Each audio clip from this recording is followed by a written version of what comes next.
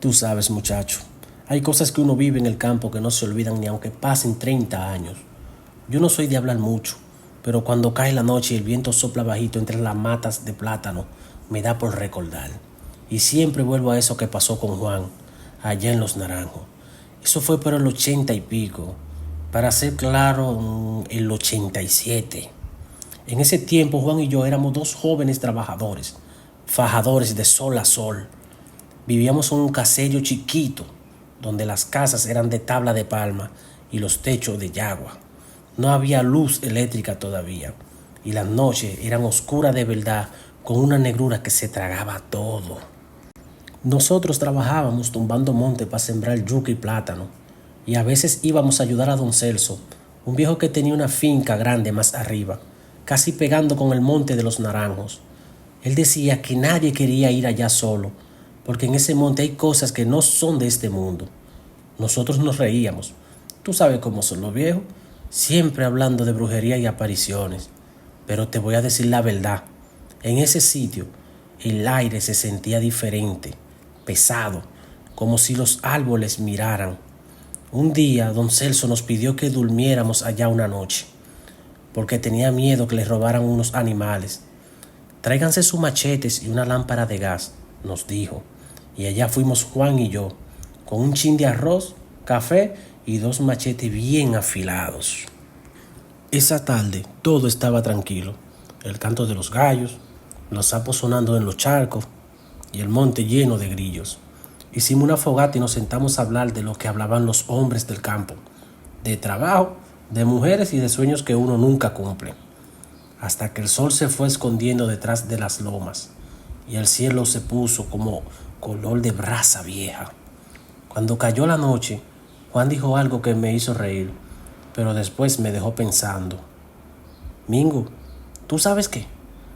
Aquí no se siente igual que en el llano. ¿Cómo así?, le pregunté. No sé, como que el aire pesa más y los sonidos vienen de muy lejos, como si fueran voces.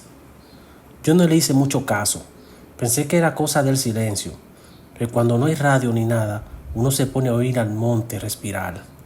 Pero más tarde, como a eso de las 11, cuando ya nos íbamos a acostar en unas hamacas, escuchamos un ruido entre los árboles.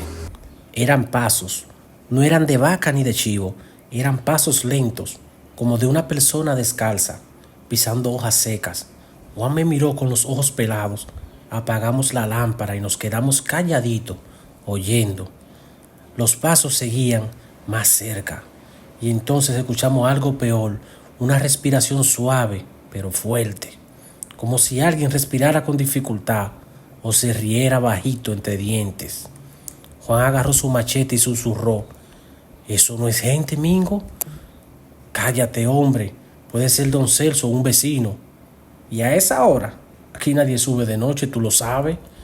Nos quedamos así quietos, mientras el viento movía las matas de guanábana, y de repente vimos algo entre la sombra, una silueta flaquita, encorvada, con el pelo largo y suelto, como de mujer vieja. Se movía despacio, arrastrando algo detrás. Yo no sé cómo tuve el valor, pero agarré la lámpara, la encendí rápido y la levanté. No había nadie, solo el monte, las matas y el olor a tierra mojada. Pero oye esto, donde creíamos haber visto la figura, había huellas de calzas, chiquitas pero hondas, como si fuera de alguien muy pesado. Juan dijo que eso era bruja caminando. Yo me reí, pero no mucho, porque el cuerpo se me puso frío.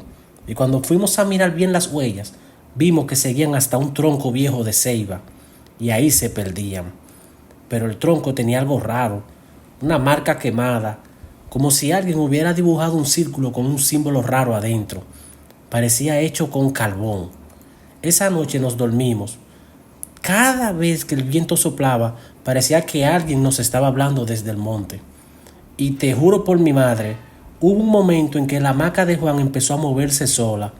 Él pensó que era yo, pero yo estaba lejos, temblando de miedo. Al amanecer recogimos todo y bajamos a donde don Celso. Pálidos.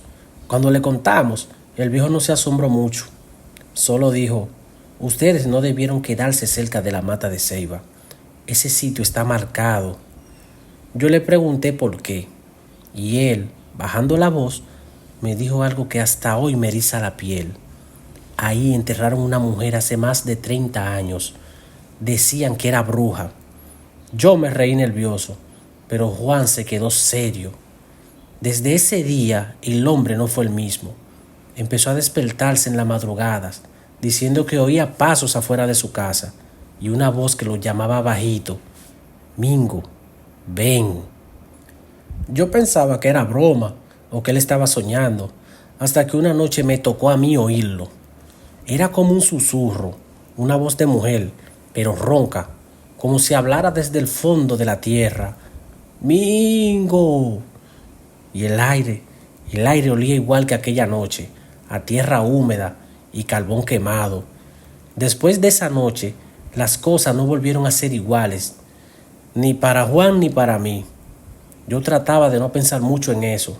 Tú sabes, uno tiene que seguir la vida, trabajar, buscar el moro, pero Juan se fue poniendo raro.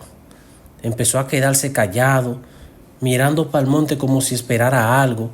A veces lo encontraba sentado afuera de su casa, con los ojos perdidos, y cuando le hablaba parecía que no me oía. Un día le pregunté: ¿qué es lo que te pasa, compay? Y me dijo con una voz que no parecía de él: ella me sigue llamando Mingo, pero si voy, todo se acaba.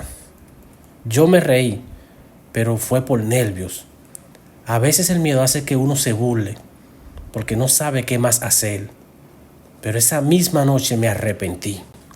Eran como las 3 de la mañana cuando oí que tocaban la puerta de mi rancho. No era fuerte, pero el sonido me llegó hasta el alma. Me levanté medio dormido y pregunté quién era. Nadie respondió.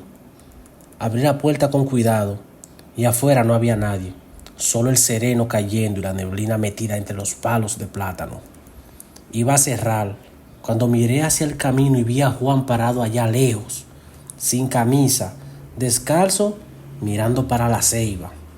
Yo lo llamé, pero no me respondió. Cogí una lámpara y salí corriendo detrás de él. El suelo estaba frío, el aire pesado, y cada paso que daba me sonaba dentro del pecho. Cuando llegué al tronco de la ceiba, Juan estaba de rodillas frente a la marca aquella, el círculo quemado. Y te juro, hermano, que vi como la tierra se movía, como si algo respirara debajo. Juan hablaba bajito, diciendo palabras que no entendí, con la voz quebrada, y tenía las manos llenas de barro. «Juan», le grité, «sal de ahí, loco».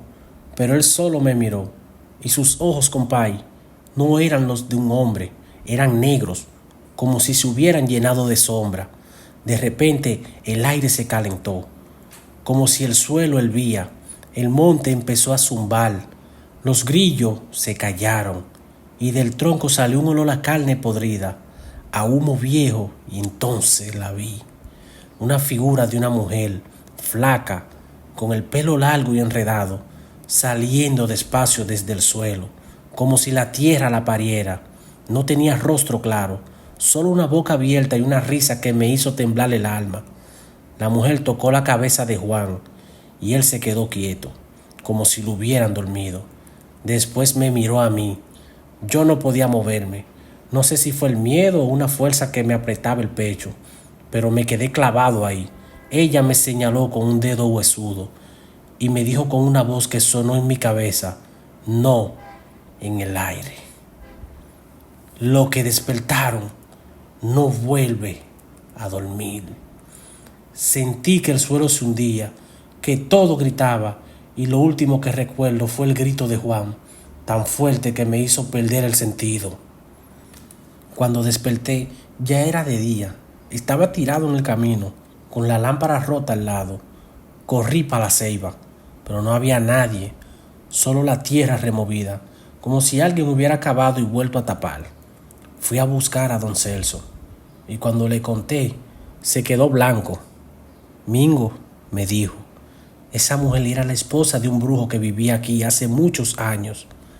Dicen que cuando él murió, ella juró no dejarlo solo debajo de la ceiba. Por eso la enterraron ahí mismo, viva. Me dijo que lo que vimos era su alma buscándolo y que al verla, Juan había sido marcado. Pasaron 3 días y no supe más de él, hasta que un muchacho del caserío de arriba vino corriendo diciendo que encontraron a Juan muerto cerca del río, con la piel llena de barro y los pies hinchados, como si hubiera caminado toda la noche. Tenía en la mano un pedazo de carbón negro, igualito al que vimos en el símbolo de la ceiba. Nadie quiso tocarlo. Lo enterraron rápido, sin vela, y el cura ni siquiera quiso ir. Desde entonces, el Monte de los Naranjos se quedó solo. Don Celso vendió la finca y se fue del país.